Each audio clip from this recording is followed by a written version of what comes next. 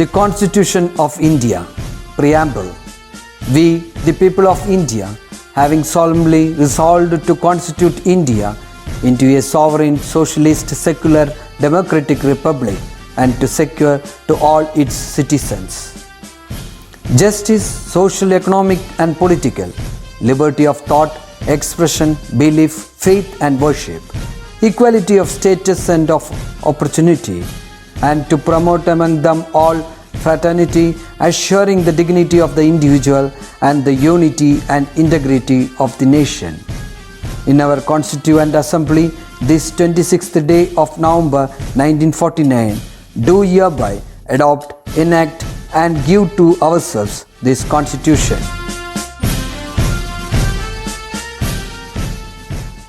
ഹരി ഓം, നമസ്തേ. മധുമാനോ വനസ്പതി എന്ന പാഠത്തിൻ്റെ തുടരധ്യയനത്തിലേക്ക് എല്ലാവർക്കും സ്വാഗതം. കഴിഞ്ഞ ക്ലാസ്സിൽ ഈ പാഠത്തിൻ്റെ ആമുഖം പഠിച്ച സന്ദർഭത്തിൽ ആയുർവേദത്തിൻ്റെ മഹത്വം എന്താണെന്നും നമ്മുടെ ചുറ്റും മുളയ്ക്കുന്ന ഒരു ചെടിയും വെറുതെ അല്ല മുളയ്ക്കുന്നത് എന്നും അനൗഷധമായിരിക്കുന്ന ഒരു സസ്യം പോലും ഇല്ല എന്നും അതുപോലെ വേപ്പ് മുതലായിട്ടുള്ള നാം എന്നും കാണുന്ന പല വൃക്ഷങ്ങൾക്കും പല സസ്യങ്ങൾക്കുമുള്ള മഹത്വം എന്താണ് എന്നുമൊക്കെ വിശദമായി നമ്മൾ ചർച്ച ചെയ്തിരുന്നു. ഇന്ന് മധുമാനോ വനസ്പതി എന്ന ആ പാഠത്തിലെ പാഠഭാഗത്തിലേക്ക് നാം കടക്കുകയാണ്.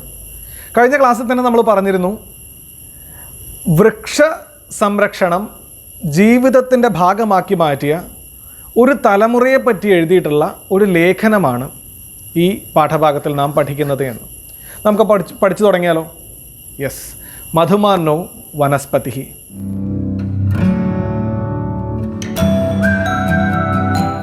ദശകൂപസമാ വാപി ദശവാപീ സമോ ഹ്രദഃ ദശഹ്രദസമഃ പുത്രോ ദശപുത്രസമോ ദ്രുമഃ. ഇതൊരു സുഭാഷിതമാണ്, വളരെ പ്രശസ്തമായിട്ടുള്ളൊരു സുഭാഷിതം. ദശകൂപസമാ വാപി. കൂപോ നാമ കഃ? കൂപഃ കഃ? കൂപം, കൂപഃ വെൽ, കിണർ അല്ലേ? ദശകൂപ സമാ വാപി. വാപി, വാപി കുളം. ദശകൂപസമ 10 കിണറുകൾക്ക് സമമാണ് ഒരു കുളം അല്ലേ? 10 കിണറിൽ നിന്ന് എത്ര പേർക്ക് വെള്ളം എടുക്കാൻ പറ്റും? ഒരു കിണറിൽ നിന്ന് 3-4 പേർക്ക് ഒരേ സമയം എടുക്കാം. 10 കിണറിൽ നിന്നാണെങ്കിൽ 10-30 പേർക്ക് എടുക്കാം. അങ്ങനെയാണെന്നുണ്ടെങ്കിൽ 30 പേർക്ക് ഒരേ സമയം വെള്ളം എടുക്കാൻ എന്ത് വേണം? ഒരു കുളം വേണം. അപ്പോൾ 10 കിണറിന് സമമാണ് ഒരു കുളം. ഇനിയോ ദശവാപീ സമഃ ഹ്രദഃ. വാപി നാമ ലഘ്വി വാപി, ചെറിയ കുളം എന്ന് മാത്രമേ അർത്ഥമുള്ളൂ. ദശവാപീ സമഃ കഃ? ദശവാപീ സമഃ ഹ്രദഃ. 10 കുളങ്ങൾക്ക് തുല്യമായതാരാണ്? അതൊരു തടാകമാണ്. 10 കിണറുകൾക്ക് തുല്യം കുളമാണെങ്കിൽ 10 കുളങ്ങൾക്ക് തുല്യം എന്തായിരിക്കും? അതൊരു തടാകമായിരിക്കും, ഒരു വലിയ ജലാശയമായിരിക്കും 10 കുളങ്ങൾക്ക് തുല്യമായിരിക്കുക. ദശഹ്രദസമഃ കഃ? ദശഹ്രദസമഃ 10 തടാകങ്ങൾക്ക് തുല്യനായിട്ടുള്ളത് ആരാ? ദശഹ്രദസമഃ പുത്രഃ. 10 തടാകങ്ങളുടെ വിശാലതയോളം വിശാലതയുള്ളവനായിരിക്കണം അത്രേ ഒരു മകൻ. ഒരു ആൺകുഞ്ഞ് ജനിക്കുക എന്ന് പറഞ്ഞാൽ, അല്ലെങ്കിൽ ഒരു കുഞ്ഞ് യോഗ്യനായിട്ടുള്ളൊരു പുത്രൻ ജനിക്കുക എന്ന് പറഞ്ഞാൽ അത് 10 തടാകങ്ങൾ പൊതുജനങ്ങൾക്ക് ചെയ്യുന്ന ഉപകാരത്തിന് തുല്യമായ ഉപകാരം ചെയ്യാൻ പോന്നവനായിരിക്കും എന്നുള്ള അർത്ഥത്തിലാണ് ദശഹ്രദസമഃ പുത്രഃ. 10 മക്കൾക്ക് തുല്യമായിട്ട് ആരാണ്ടാവുക? അപ്പോൾ ദശപുത്രസമോ ദ്രുമഃ. ദ്രുമോ നാമ വൃക്ഷഃ. 10 പുത്രന്മാർക്ക് തുല്യമാണ്. ഒരു മകനുണ്ടെങ്കിൽ തന്നെ അവൻ യോഗ്യനാണെങ്കിൽ രക്ഷിതാക്കൾ സുരക്ഷിതരാണ്. അതേസമയം യോഗ്യരായിട്ടുള്ള 10 മക്കളുണ്ടെങ്കിലോ ആ 10 മക്കൾക്ക് തുല്യമാണത്രേ ഒരു വൃക്ഷം. ഒരു വൃക്ഷം ചെയ്യുന്ന ഉപകാരം 10 മക്കൾ കൂട്ടിയാലും കൂടില്ല എന്നാണ് പറയുന്നത്. കാരണം നമ്മളും കേട്ടിട്ടുണ്ടല്ലേ, സമ്പത്ത് കാലത്ത് തൈ 10 വെച്ചാൽ ആപത്ത് കാലത്ത് കാപത്ത് തിന്നാം എന്നൊരു പഴഞ്ചൊല്ലുണ്ട് അല്ലേ? സമ്പത്ത് കാലത്ത് നമുക്ക് എന്തെങ്കിലുമൊക്കെ ഉള്ള കാലത്ത് നമ്മൾ കുറച്ച് തൈയൊക്കെ വെക്കുകയാണെന്നുണ്ടെങ്കിൽ അതിന് 2 അർത്ഥമുണ്ട്. ഒന്ന്, നേരിട്ടുള്ള അർത്ഥം തൈകളൊക്കെ വെച്ച് നമ്മളുടെ ഭാവി കാലത്തിൽ ആ തൈ വളർന്ന് നമുക്കതിൽ നിന്ന് ഫലങ്ങൾ സ്വീകരിക്കുക എന്നുള്ളത്. 2, നമുക്ക് ആരോഗ്യവും സമ്പത്തും ഒക്കെ ഉള്ള കാലത്ത് എന്തെങ്കിലുമൊക്കെ ഒന്ന് ഇൻവെസ്റ്റ് ചെയ്താൽ, നല്ല കാര്യങ്ങളിൽ ഇൻവെസ്റ്റ് ചെയ്താൽ അതിൻ്റെ ഫലം നമുക്ക് ആരോഗ്യം ക്ഷയിക്കുന്ന കാലത്ത് പിന്നീട് ഒരു ആവശ്യം വരുന്ന കാലത്ത് അനുഭവിക്കാൻ കഴിയും എന്നുള്ള തരത്തിലാണ് ഈ പഴഞ്ചൊല്ല് പ്രവർത്തിക്കുന്നത്. എന്തായാലും വൃക്ഷം ചെയ്യുന്ന ഉപകാരം ചെയ്യാൻ വൃക്ഷത്തിനല്ലാതെ മറ്റൊന്നിനെ കൊണ്ടും പറ്റില്ല. കാര്യം, ഒരു വൃക്ഷത്തിൻ്റെ ഏത് ഭാഗമാണ് നമ്മൾ ഉപയോഗിക്കാതെ പോവുക? എല്ലാ ഭാഗവും വൃക്ഷത്തിൻ്റേത് ഏതെങ്കിലും ഒരു കാര്യത്തിന് ഉപകാരപ്പെടുന്നതായിരിക്കും, അല്ലേ? വൃക്ഷത്തിൻ്റെ ഏത് ഭാഗം എടുത്താലും അതുമായി ബന്ധപ്പെട്ട എന്തെങ്കിലും ഒരു ഉപകാരം വൃക്ഷം നൽകും എന്നുള്ളതാണ് വൃക്ഷത്തിൻ്റെ ഏറ്റവും വലിയ മഹത്വം. അങ്ങനെ 10 കിണറുകൾക്ക് തുല്യമായിട്ടുള്ള ഒരു കുളം, 10 കുളങ്ങൾക്ക് തുല്യമായ ഒരു തടാകം, 10 തടാകങ്ങൾക്ക് തുല്യമാണത്രേ ഒരു മകൻ, 10 മക്കൾക്ക് തുല്യമാണ് ഒരു വൃക്ഷം. ഇതി തരുമഹിമാനമധികൃത്യ പ്രഥ സുവിദിതാ ഖലു. ഇയം പ്രഥ കം അധികൃത്യ വർത്തത്തെ? തരുമഹിമാനമധികൃത്യ വർത്തത്തെ. തരു വൃക്ഷ, വൃക്ഷമഹിമാനം അധികൃത്യ ഇയം പ്രഥ ഇതം സുഭാഷിതം പ്രസിദ്ധമസ്തി ഖലു. വൃക്ഷത്തിൻ്റെ മഹിമയെക്കുറിച്ച്, വൃക്ഷത്തിൻ്റെ പെരുമയെപ്പറ്റി പറയുന്ന ഈ സുഭാഷിതം സുവിദിതാ ഖലു, നമുക്കറിയാവുന്നതല്ലേ? നമ്മളിത് മുമ്പ് കേട്ടിട്ടൊക്കെ ഉണ്ട്, നമുക്കറിയാവുന്നതാണ്. സസ്യാനാം പരിപോഷണേ ശ്രദ്ധാലൂനാം പ്രാക്തന ഭാരതീയാനാം സാമാന്യോ അഭിപ്രായഃ ഏവ അത്ര പരാമൃഷ്ടഃ. സസ്യാനാം പരിപോഷണേ, സസ്യാനാം വൃക്ഷാണാം ച പരിപോഷണേ സംവർധനേ ശ്രദ്ധാലൂനാം ദത്തശ്രദ്ധാനാം ശ്രദ്ധാവതാം പ്രാക്തന ഭാരതീയാനാം പുരാതന ഭാരതീയാനാം സാമാന്യഃ കശ്ചന അഭിപ്രായഃ ഏവ അത്ര പരാമൃഷ്ടഃ ഏവ അത്ര ഉക്തഃ. സസ്യാനാം പരിപോഷണേ, വൃക്ഷങ്ങളുടെ അവയെ വളർത്തുന്നതിലും അവയെ സംരക്ഷിക്കുന്നതിലും ശ്രദ്ധാലൂനാം, ശ്രദ്ധയുള്ളവരായിരുന്ന പ്രാക്തന ഭാരതീയാനാം, പഴയ കാലത്തിലെ ഭാരതീയർ. അതെന്താ അങ്ങനെ പറയാൻ കാര്യം? ഇന്നത്തെ കാലത്ത് ഭാരതീയർക്ക് വൃക്ഷ സംരക്ഷണത്തിലൊക്കെ ഒരല്പം ശ്രദ്ധ കുറഞ്ഞിരിക്കുക. ശ്രദ്ധ കുറഞ്ഞിരിക്കുക എന്ന് വെച്ച് കഴിഞ്ഞാൽ, പണ്ട് നമ്മൾ കഴിഞ്ഞ ആമുഖത്തിൽ പറഞ്ഞതുപോലെ വൃക്ഷങ്ങളെ വിശ്വാസത്തിൻ്റെ ഭാഗമായിട്ട് സംരക്ഷണം അവയുടെ അനിവാര്യതയാക്കി ഉറപ്പുവരുത്തുമായിരുന്നു. ഇന്ന് അങ്ങനെയൊന്നുമില്ല. അപ്പോൾ അതിലൊരു ശ്രദ്ധ കുറവുണ്ട്. അങ്ങനെയുള്ള പുരാതന ഭാരതീയരുടെ സാമാന്യ അഭിപ്രായ, സാമാന്യമായിരിക്കുന്നൊരു അഭിപ്രായമാണ് അത്ര പരാമൃഷ്ട. ആ മുകളിലെ ശ്ലോകത്തിൽ, നമ്മളിപ്പോൾ പഠിച്ച ശ്ലോകത്തിൽ പരാമർശിച്ചത് എന്താണ്? പ്രാക്തന ഭാരതീയാനാം കശ്ചന അഭിപ്രായ, പ്രാക്തന ഭാരതീയന്മാരുടെ ഒരു അഭിപ്രായമാണ് 10 മക്കൾക്ക് തുല്യമാണ് ഒരു വൃക്ഷം എന്നുള്ളത്. ഉക്തിരിയം കുത്ര വർത്തത്തെ? ഇതം സുഭാഷിതമസ്മാഭി യത് പഠിതം തത് കസ്മിൻ ഗ്രന്ഥേ വർത്തത്തെ? അത് ഏത് ഗ്രന്ഥത്തിലാണുള്ളത്? ഇപ്പം നമ്മൾ പഠിച്ച സുഭാഷിതം.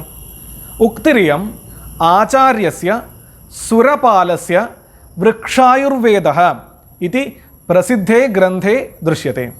ഇയമുക്തി ആചാര്യസ്യ സുരപാലസ്യ, സുരപാലः നാമ കശ്ചന ആചാര്യः अस्ति, तस्य प्रसिद्धः कश्चन वृक्षसंरक्षणविषयकः ग्रन्थः अस्ति, सः भवति वृक्षायुर्वेदः. സുരപാലൻ എന്ന ആചാര്യൻ്റെ വൃക്ഷസംരക്ഷണം പ്രമേയമാക്കിയിരിക്കുന്ന പ്രസിദ്ധമായൊരു ഗ്രന്ഥമാണ് വൃക്ഷായുർവേദഃ.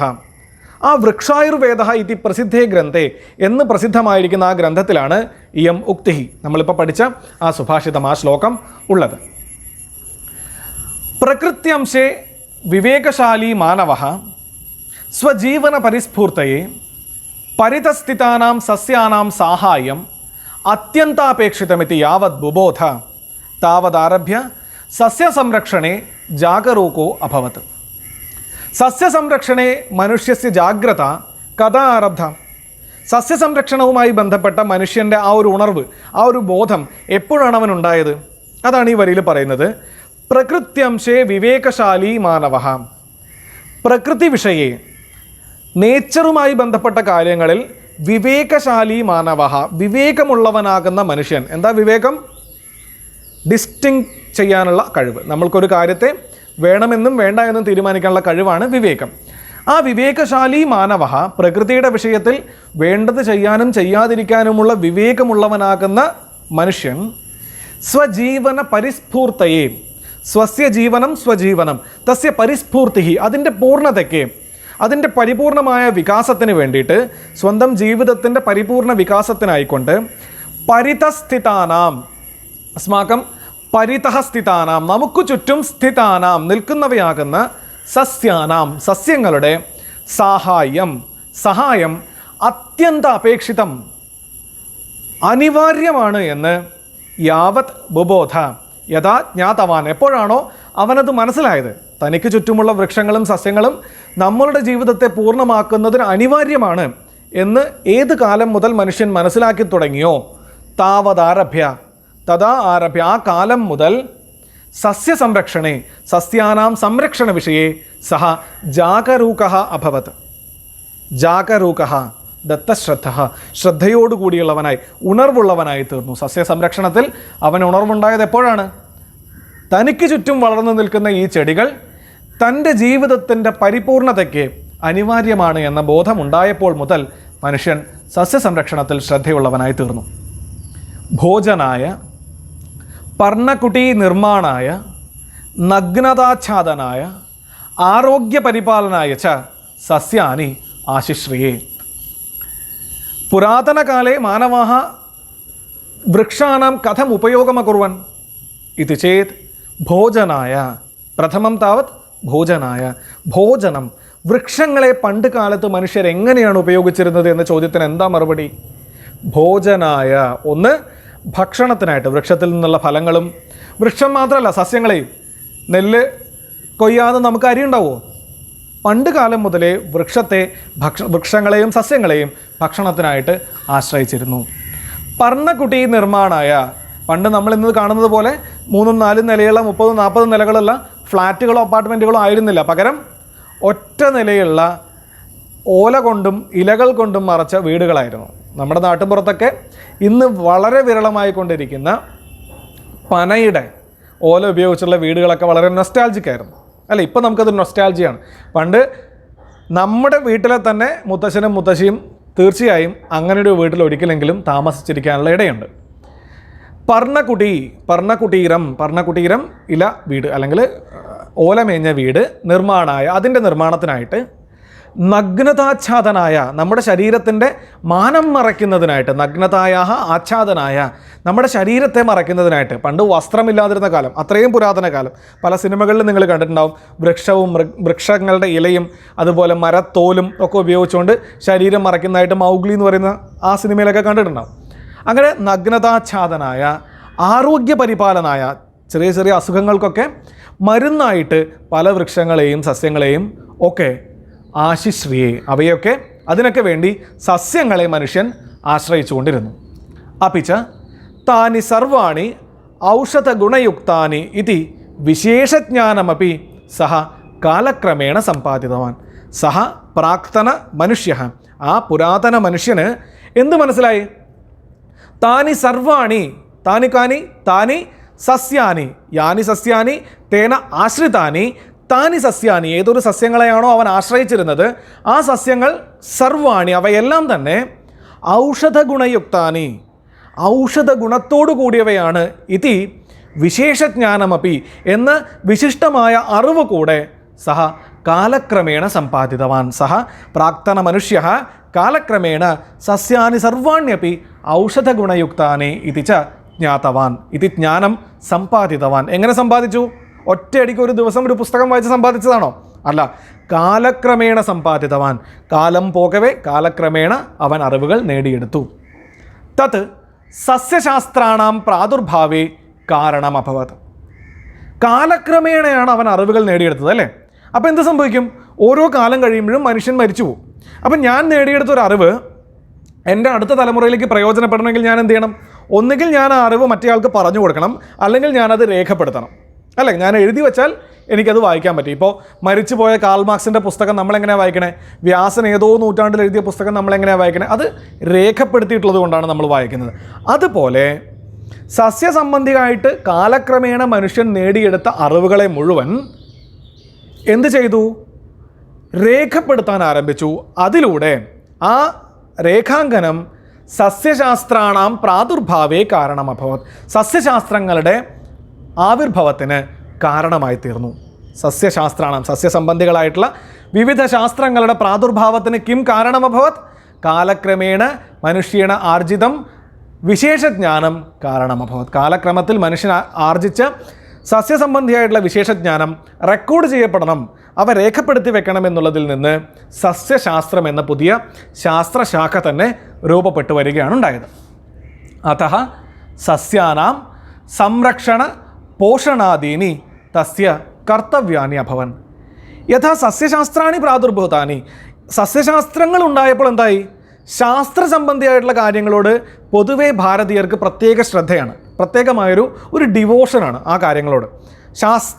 ശാസ്ത്രത്തിൽ പറയുന്നൊരു കാര്യമാണെങ്കിൽ ഭാരതീയർ അതിനെ കുറേ കൂടി ഉള്ളുകൊണ്ട് സ്വീകരിക്കും. അങ്ങനെ വന്നപ്പോൾ സസ്യങ്ങളുടെ ജ്ഞാനസംബന്ധിയായിട്ടുള്ള ശാസ്ത്രങ്ങൾ രൂപപ്പെട്ടു വന്നപ്പോൾ എന്തായി? സസ്യങ്ങളുടെ സംരക്ഷണവും പോഷണവും ശാസ്ത്രവിദിതമായി, ശാസ്ത്രപ്രകാരം അറിയപ്പെടുന്നവയായി. അതോടുകൂടി അവയുടെ അതഃ ശാസ്ത്രാണാം പ്രാദുർഭാവാത് സസ്യാനാം സംരക്ഷണ പോഷണാദീനി. സസ്യങ്ങളുടെ സംരക്ഷണവും പോഷണവും, സസ്യങ്ങളെ സംരക്ഷിക്കുന്നതും വളർത്തുന്നതുമൊക്കെ തസ്യ കർത്തവ്യാനി അഭവൻ, അവൻ്റെ കർത്തവ്യങ്ങളായി തീർന്നു, അവൻ്റെ കടമകളായി തീർന്നു, ശാസ്ത്രോക്തമായി പറയപ്പെട്ടതുകൊണ്ട്. ഇനി എവിടേക്കാണ് ശാസ്ത്രോക്തമായിട്ടുള്ള സൂചനകൾ നമുക്ക് ലഭിക്കുന്നത് എന്നാണെങ്കിൽ, ഋഗ്വേദേ ശതപഥ ബ്രാഹ്മണേ തൈത്തിരീയ സംഹിതായാം ച ഭാരതീയ സസ്യവിജ്ഞാനസ്യ പ്രാഗ്രൂപം ദൃശ്യത്തെ. ഭാരതീയ സസ്യവിജ്ഞാനസ്യ പ്രാഗ്രൂപം ഒരു പ്രിമിറ്റീവ് ഫോം, ഒരു പഴയ രൂപം അല്ലെങ്കിൽ ഒരു തുടക്കത്തിലെ രൂപം എന്ന് പറയാവുന്ന ആ പ്രാഗ്രൂപം എവിടെയാണ് കാണാൻ സാധിക്കുക? ഋഗ്വേദത്തിൽ ശതപഥ ബ്രാഹ്മണത്തിൻ്റെ തൈത്തിരീയ സംഹിതയിൽ ഭാരതീയ സസ്യവിജ്ഞാനത്തിൻ്റെ ഓരോ വേദത്തിനും ബ്രാഹ്മണ ഗ്രന്ഥങ്ങളുണ്ട്, സംഹിതാ ഗ്രന്ഥങ്ങളുണ്ട്. അങ്ങനെ ഋഗ്വേദത്തിൽ, ശതപഥ ബ്രാഹ്മണത്തിൽ, തൈത്തിരീയ സംഹിതയിൽ ഒക്കെ നമുക്ക് ഭാരതീയ സസ്യവിജ്ഞാനത്തിൻ്റെ പ്രാഗ്രൂപം കാണാൻ സാധിക്കും. ഇനി വേദത്തിൽ മാത്രമാണോ? അല്ല. മഹാഭാരതേ ശാന്തി പർവണി സസ്യാനി മാനവാഹ ഇവ സുഖദുഃഖാന്യനുഭവന്തി ഇതി പ്രസ്തുതം. മഹാഭാരതം പ്രസിദ്ധം. മഹാഭാരത്തെ കതി പർവാണി സന്തി? മഹാഭാരത്തെ 18 പർവാണി സന്തി. 18 പർവസു ശാന്തി പർവ നാമ ഏകം പർവ അസ്തി. ശാന്തി പർവം എന്നുള്ള പേരുള്ളൊരു പർവമുണ്ട്. ആ മഹാഭാരതത്തിൻ്റെ ശാന്തി പർവത്തിൽ സസ്യാനി മാനവാഹ ഇവ, സസ്യങ്ങൾ മനുഷ്യരെ പോലെ സുഖദുഃഖാന്യ അനുഭവന്തി, സുഖത്തെയും ദുഃഖത്തെയും അനുഭവിക്കുന്നു ഇതി പ്രസ്തുതം. അതായത് മനുഷ്യരെ പോലെ തന്നെ സുഖവും ദുഃഖവും ഉള്ളവയാണ് വൃക്ഷങ്ങളെന്ന് മഹാഭാരതത്തിൽ പ്രതിപാദിച്ചിരിക്കുന്നു. അങ്ങനെ വരുമ്പോൾ എന്ത് സംഭവിക്കും? മനുഷ്യനെ ഉപദ്രവിക്കരുത് എന്ന് നമ്മളെ ശാസ്ത്രം പഠിപ്പിക്കുന്നുണ്ട്. മനുഷ്യനെ പോലെ തന്നെ ജീവനുള്ളവയും സുഖദുഃഖങ്ങൾ അനുഭവിക്കുന്നവയാണ് വൃക്ഷങ്ങളെന്ന് വന്നാലോ അവയെയും നമ്മൾ ഉപദ്രവിക്കാതെ വരും. സസ്യവിജ്ഞാനം അധികൃത്യ വിരചിതേഷു ഗ്രന്ഥേഷു സുരപാലസ്യ വൃക്ഷായുർവേദ പ്രസിദ്ധ അസ്തി. സസ്യവിജ്ഞാനം അധികൃത്യ ബഹവോ ഗ്രന്ഥാः വിരചിതാः. സസ്യവിജ്ഞാനം അധികരിച്ചുകൊണ്ട് നിരവധി ഗ്രന്ഥങ്ങൾ എഴുതപ്പെട്ടു. തേഷു സസ്യവിജ്ഞാനം അധികൃത്യ വിരചിതേഷു ഗ്രന്ഥേഷു, രചിക്കപ്പെട്ടിട്ടുള്ള ഗ്രന്ഥങ്ങളിൽ സുരപാലസ്യ, സുരപാലനാമകസ്യ ആചാര്യസ്യ വൃക്ഷായുർവേദ നാമ ഗ്രന്ഥഃ. സുരപാലൻ്റെ വൃക്ഷായുർവേദം, നമ്മൾ ആദ്യം പഠിച്ച സുഭാഷിതം അവിടെയുള്ളതാണ്. ആ വൃക്ഷായുർവേദം എന്ന ഗ്രന്ഥം പ്രസിദ്ധ അസ്തി, വളരെ പ്രസിദ്ധമാണ്. 13 അധ്യായൈഃ സമ്പന്നേ അസ്മിൻ ഗ്രന്ഥേ തരുമഹിമ ഭൂമിനിരൂപണം ബീജസംരക്ഷണവിധിഃ സസ്യാനാം പോഷണം രോഗചികിത്സാദയഃ പൃഥക് പൃഥക് വിശദീക്രിയन्ते. വൃക്ഷായുർവേദനാമകേ ഗ്രന്ഥേ കതി അധ്യായാः സന്തി? 13 അധ്യായാः സന്തി. 13 അധ്യായൈഃ സമ്പന്നോയം ഗ്രന്ഥഃ. 13 അധ്യായങ്ങളെ കൊണ്ട് സമ്പന്നമായിരിക്കുന്ന ഈ ഗ്രന്ഥത്തിൽ, വൃക്ഷായുർവേദം എന്ന ഗ്രന്ഥത്തിൽ, തരുമഹിമ, വൃക്ഷാണാം മഹിമ, വൃക്ഷങ്ങളുടെ പെരുമ, ഭൂമി നിരൂപണം, ഓരോ വൃക്ഷത്തിനും വേണ്ട ഭൂമിയുടെ നിരൂപണം, ആ ഭൂമിയുമായി ബന്ധപ്പെട്ട ചിന്തകൾ, ബീജസംരക്ഷണ വിധി, വൃക്ഷങ്ങളുടെ വിത്ത് സംരക്ഷിക്കേണ്ടത് എങ്ങനെയാണ് എന്ന ബീജസംരക്ഷണ വിധി, സസ്യാനാം പോഷണം, സസ്യങ്ങളുടെ വളർച്ച, സസ്യങ്ങളെ എങ്ങനെ വളർത്തണം, വ്യത്യസ്ത സസ്യങ്ങൾക്ക് വ്യത്യസ്തമായിട്ടുള്ള വളർച്ചാ രീതിയാണ്. രോഗചികിത്സാദയ, ഓരോ സസ്യത്തിന് വരാവുന്ന രോഗങ്ങൾ എന്താണ്, അവയെ എങ്ങനെ ചികിത്സിക്കണം എന്നിവയെല്ലാം പൃഥക് പൃഥക് വിശദീക്രിയന്തേ, വേറെ വേറെയായിട്ട് വിശദീകരിക്കുന്നു ഓരോ അധ്യായങ്ങളിൽ നിന്നായിട്ടും. ഇനി നമുക്കൊരു കാര്യം ശ്രദ്ധിക്കാം. നമ്മുടെ ചുറ്റും പലതരത്തിലുള്ള ചെടികളും മരങ്ങളും ഉണ്ട് അല്ലേ? ഇവയെ നമുക്ക് എത്ര തരത്തിൽ തിരിക്കാൻ പറ്റും? നമ്മൾ ബയോളജിയിലൊക്കെ പഠിച്ചിട്ടുണ്ടാവും, ക്രീപ്പേഴ്സ് അല്ലെങ്കിൽ അങ്ങനെ നമ്മൾ വ്യത്യസ്തമായിട്ട് മരങ്ങളെയും സസ്യങ്ങളെയും തിരിക്കാറുണ്ട്. സംസ്കൃതത്തിൽ ഇങ്ങനെ തിരിച്ചിട്ടുണ്ടോ? വൃക്ഷായുർവേദ പ്രകാരം ഈ സസ്യങ്ങളെ എത്ര തരത്തിൽ തിരിച്ചിട്ടുണ്ട്? ഇവിടെ അറിയാം, സസ്യാനി സർവാണി പ്രമുഖതയാ വൃക്ഷഃ വനസ്പതിഃ വീരുത് ഓഷധിഃ ഇതി ഭേദേന ചതുർധാ വിഭക്താനി.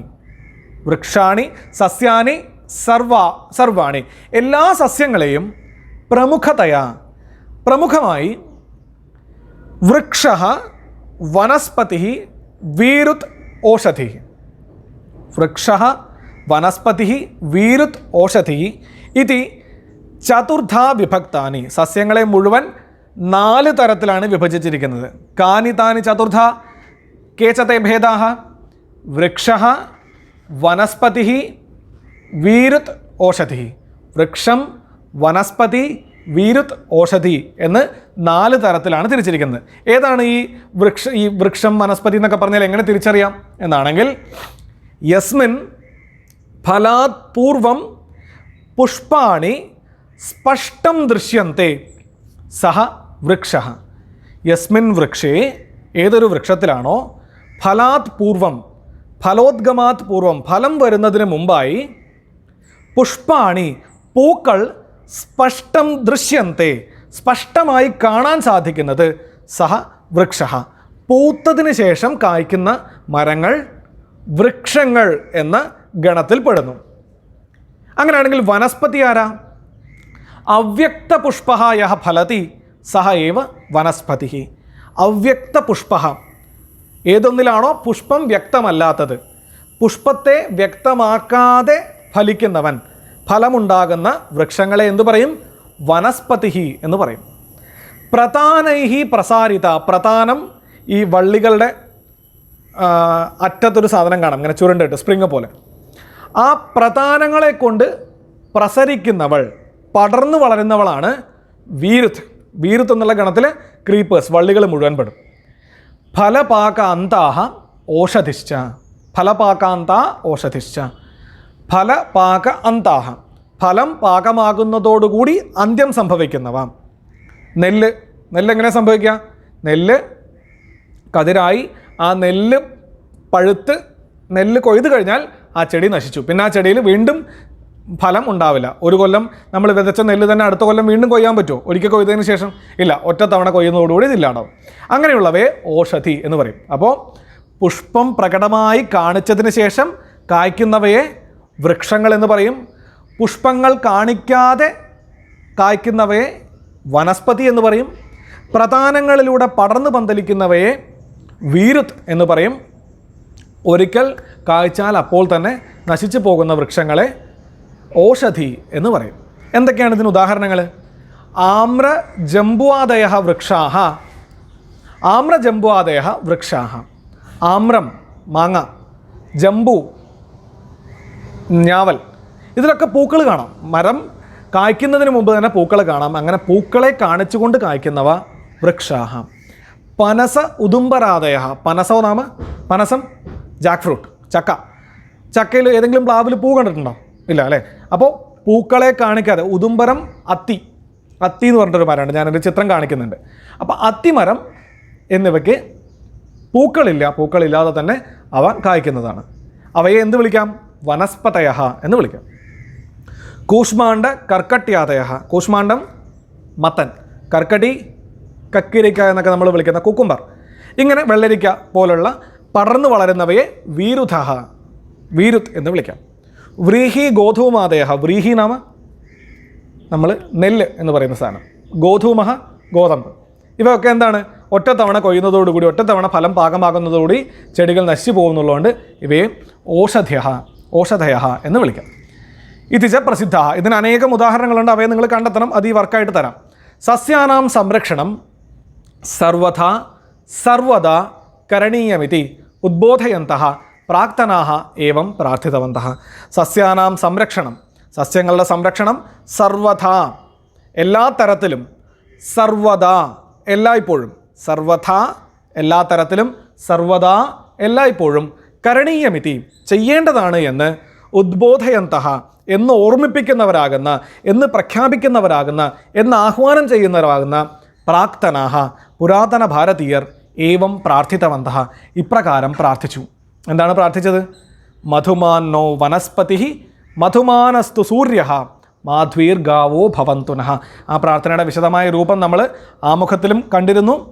ഇപ്പോൾ നമുക്ക് ഒന്നുകൂടെ കാണാം. മധുവാതാ ഋതായത്തെ മധുക്ഷരന്തി സിന്ധവഃ മാധ്വീർനസ്സന്തോഷധീഹി മധുനക്തമുതോഷസോ മധുമത് പാർത്ഥിവം രജഃ മധുദ്യൗരസ്തു നഃ പിതാ മധുമാന്നോ വനസ്പതി മധുമാനസ്തു സൂര്യ മാധ്വീർഗാവോ ഭവന്തുനഃ. ഋഗ്വേദത്തിൽ ഉള്ളൊരു മന്ത്രമാണ്. എന്താണ് അതിൻ്റെ അർത്ഥം? മധുമാന്നോ വനസ്പതി, മധു മാധുര്യമുള്ളത് എന്നർത്ഥം, ഫലദായകം എന്നർത്ഥം. വനസ്പതി നഹ മധുമാനസ്തു. വനസ്പതി, ഈ വനസ്പതികളാകുന്ന വൃക്ഷങ്ങൾ നമുക്ക് മധുമാന്മാരായി തീരട്ടെ, നമുക്ക് ഫലദായകങ്ങളായി തീരട്ടെ. മധുമാനസ്തു സൂര്യ, സൂര്യ പ്രപഞ്ചത്തിന് തന്നെ ഊർജ്ജദാതാവായിരിക്കുന്ന സൂര്യൻ ഫലദായകനായി ഭവിക്കട്ടെ. മാധ്വീർ ഗാവോ ഭവന്തുനഃ. ഗാവഹ പശവ, പശുക്കളെല്ലാം നമുക്ക് ഫലങ്ങളെ നൽകുന്നവയായിരിക്കട്ടെ. ഇതൊക്കെ ഉണ്ടെന്നുണ്ടെങ്കിൽ എന്തായി? മനുഷ്യൻ്റെ ജീവിതം സുരക്ഷിതമായി നിലകൊള്ളും.